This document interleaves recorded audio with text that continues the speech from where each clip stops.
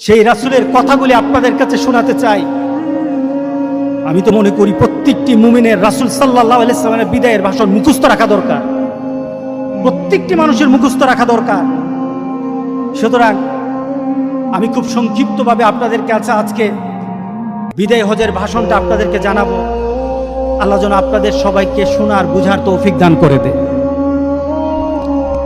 রাসূল সাল্লাল্লাহু আলাইহি সাল্লাম শুক্রবার দিন ছিল, জুমাবার ছিল, 9 জিলহজ।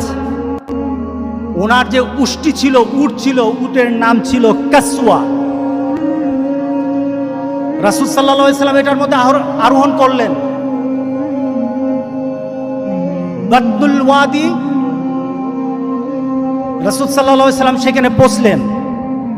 পৌঁছে আরাফাতের ময়দান